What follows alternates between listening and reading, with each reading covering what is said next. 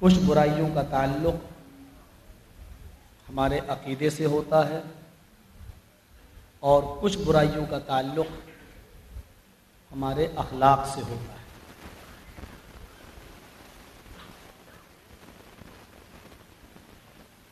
کچھ برائیوں کا تعلق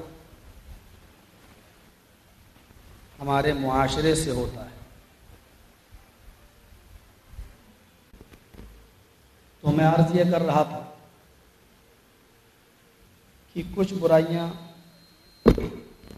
معاشرے میں ایسی ہیں جن کا تعلق ہمارے دین سے ہے، ہمارے عقیدے سے ہے، اور کچھ خرابیاں ہمارے اندر یہ ہیں جس کا تعلق ہمارے اخلاق سے ہے۔ معاشرے میں دینی بگاڑ اور عقیدے کا بگاڑ یہ ہے کہ ہم شرک اکبر اور شرک اصغر دونوں میں مبتلا ہو گئے، اور ہم یہ خیال نہیں کر پاتے ہیں کہ یہ چیز بھی شرک ہے۔ ہم نے یہ سمجھ رکھا ہے کہ صرف مزاروں پہ ہم چلے جائیں، چادر چڑھا لیں،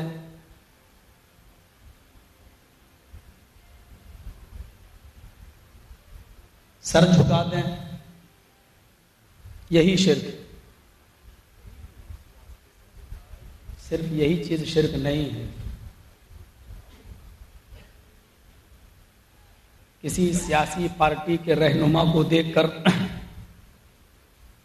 اپنی جگہ چھوڑ کر اس کی آمد پر ہم کھڑے ہو جائیں، یہ بھی شرک ہے۔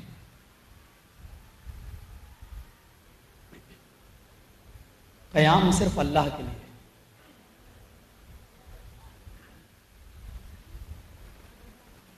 میں جس مسجد کا امام اور خطیب ہوں،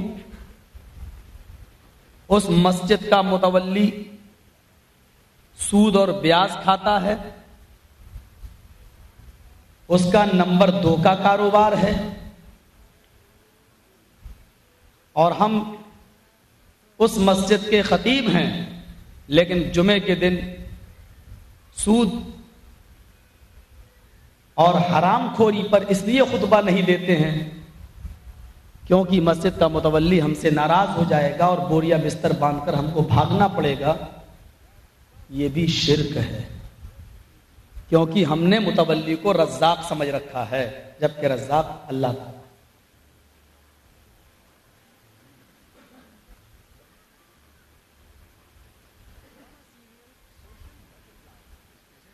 ہم جمعے کے دن نماز پڑھنے کے لیے گئے، ہفتہ نہیں، اتوار نہیں، پیر نہیں، منگل نہیں، بدھ نہیں، جمعرات نہیں، جمعے کو سب سے آگے صف میں بیٹھے ہوئے۔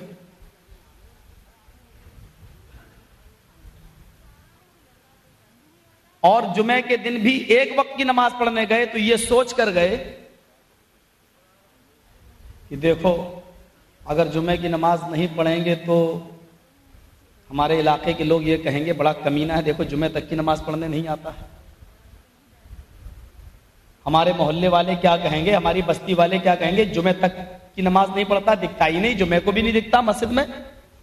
تو ایک دن کی ہمیں نماز ملی ہے ہفتے میں، صرف ایک دن کی، نصیب تو ہوئی ہے، لیکن وہ بھی ہم لوگوں کے ڈر سے گئے ہیں کہ محلے والے کیا کہیں گے، یہ بھی شرک ہے۔ دلیل نبی اکرم کی حدیث ہے، من صلی یرائی فقد اشرک، جس نے دوسرے کو دکھانے کے لیے نماز پڑھی اس نے شرک کیا۔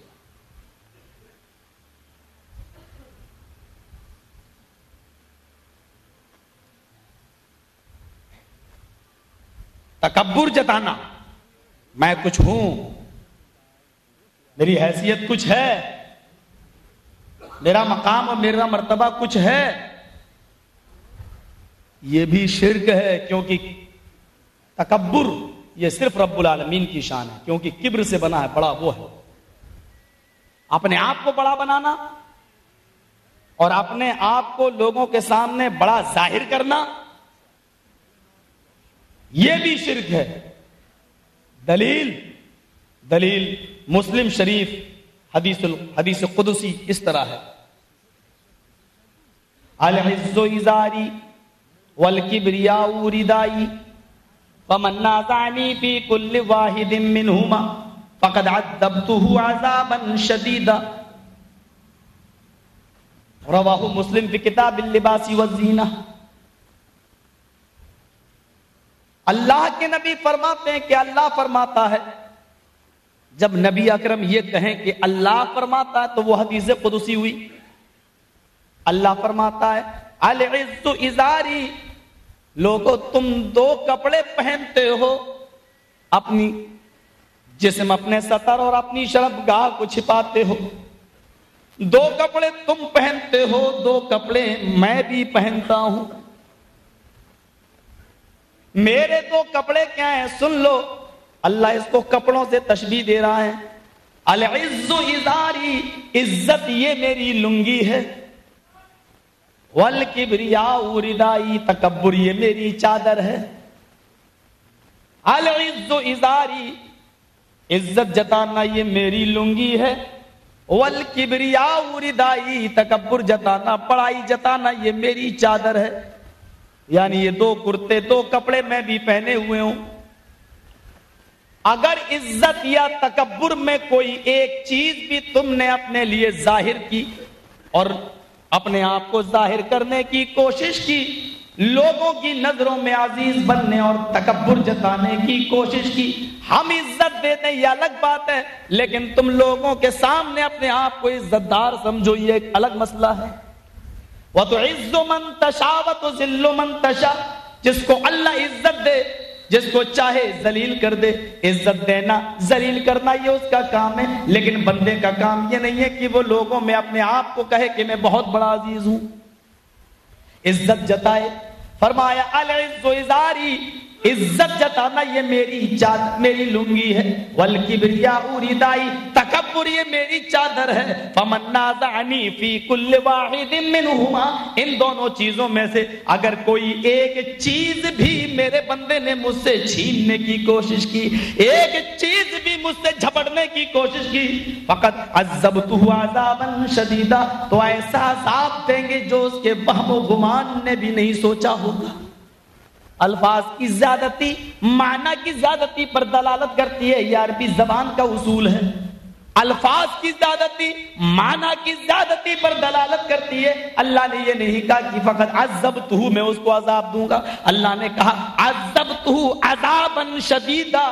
عذاباً موصوف ہے، شدید اس کی صفت ہے، عذاباً شدیدہ موصوف صفت مل کر یہ عذبتہ کا مفعول مطلق بن جاتا ہے۔ اب معنی یہ ہوگا فقد عذبتہ عذاباً شدیدہ، ہم اس کو ایسا دردناک عذاب دیں گے جو اس نے سوچا بھی نہ ہوگا، جو اس نے اپنے وہم و گمان میں بھی نہیں بٹھایا ہوگا۔